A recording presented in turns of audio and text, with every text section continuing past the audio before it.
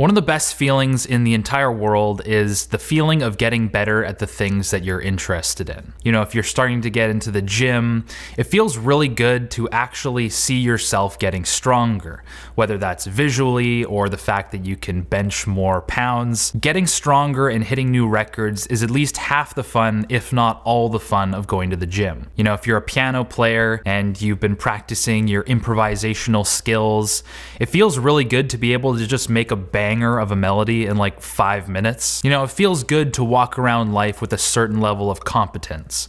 You've put in the work, you're better at certain things than most people. You know, competence makes you more useful to yourself, to your family, to your community, and it kind of makes the world a better place if you think about it. But if you've spent pretty much any time on the internet whatsoever, you've probably noticed that there's a culture that exists on Reddit and on YouTube and on bodybuilding forums that sees self-improvement as its own standalone hobby, detached from any particular interest or goal. And it's used almost like a widely prescribed antidote for a crappy life. You feeling down in the dumps? Try self-improvement. Oh damn, your dog died. There's this self-improvement book that I heard is really good. You should go pick it up and read it. Damn, that sucks, dude. Your wife left you? There's this bald self-improvement YouTuber that gives really good advice. You should give him a try. And that's either a good thing or a bad thing. I don't think you can really bash the sentiment, because improving yourself is obviously a noble and worthwhile aim. Like, what else are you gonna do? Like, get worse? But one thing that I do think is destructive is that these internet self-improvement communities seem to either intentionally or unintentionally sell this idea of self-improvement kind of being the answer to everything. You know, they sell this idea of being able to improve yourself to a point where you don't really have to deal with life's struggles. You know, you can eventually improve yourself to a point where everybody loves you because you're so charismatic, you have such a rocking body, everyone's just impressed with your Matt Diavella biceps. I'm not ripping on Matt Diavella, those things are huge. You know, you'll eventually make so much money that you can pretty much buy anything you want. And all this stuff sounds really great. I mean, who wouldn't want all that stuff? But as soon as you say it out loud, it becomes pretty clear that this type of thinking almost stems from a place of insecurity, of conditional happiness. It comes from a certain dissatisfaction of where you are now. Self-improvement, therefore, becomes kind of like a vehicle that will take you towards this fantasy, this perfect life that you've always dreamed of. But if you look at some of the most successful people on planet Earth, I can guarantee you they didn't get to where they were by just being really into self-improvement. Usually they get there by being really freaking good at something. You know, Bill Gates was obsessed with coding.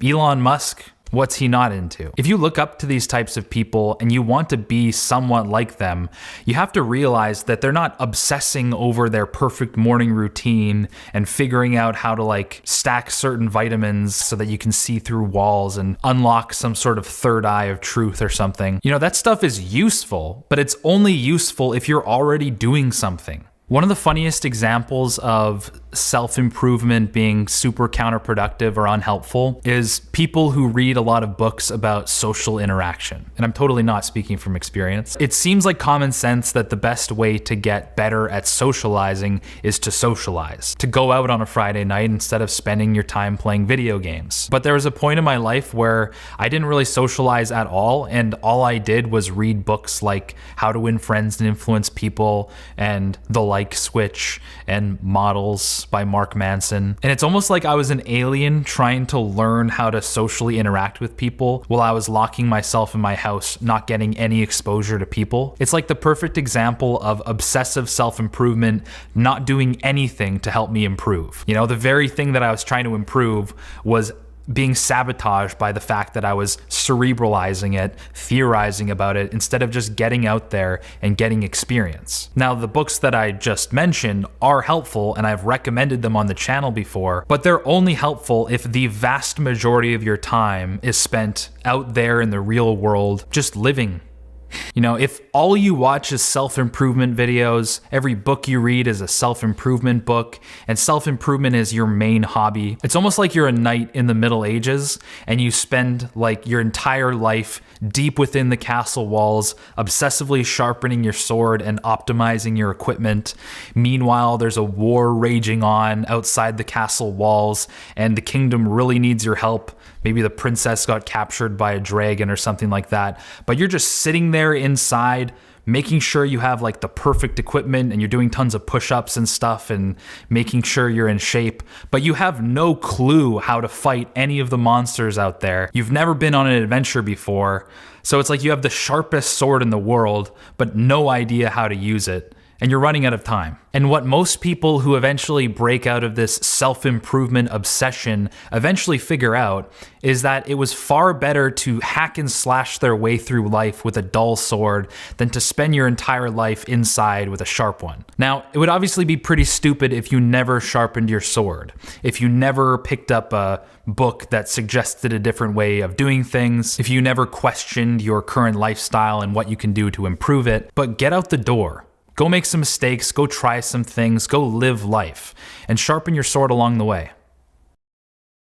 This video was sponsored by Audible, and I really want to use this opportunity to recommend a book, one of my favorite books that has absolutely nothing to do with self-improvement, and that is An Astronaut's Guide to Life on Earth by Chris Hadfield. And even though it has the word guide in the title, but it's not a self-improvement book at all. Chris Hadfield is a Canadian astronaut and the former commander of the International Space Station. And his life is a great example of the fact that he didn't spend a lot of time obsessing over self-improvement. He just had a goal and a dream and an obsession. He was out there in the real world gaining experience, making mistakes, failing, trying again. I really think it's a worthwhile read, and he narrates the whole thing himself on the Audible version, so it's definitely well worth it. Not only does Audible have the largest selection of audiobooks on the entire internet, but every single month they send you 1 credit, which you can spend on an audiobook of your choice regardless of cost. And they also send you 2 Audible originals. And one of the best things about Audible is that if you decide to cancel your membership at any time, you still keep your entire library of audiobooks,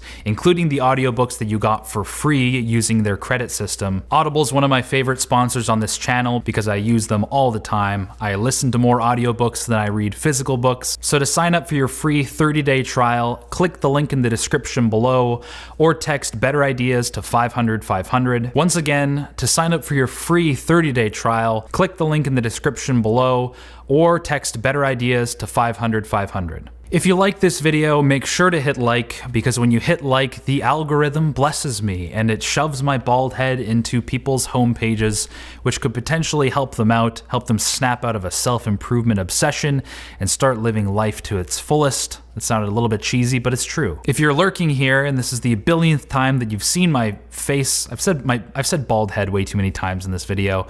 If you've seen me several times and you haven't clicked subscribe yet, click subscribe and make sure you hit the bell icon so that you don't miss future videos. I posted a vlog to my second channel. It's more of like a filmy, I don't know. The link to my second channel is in the description below.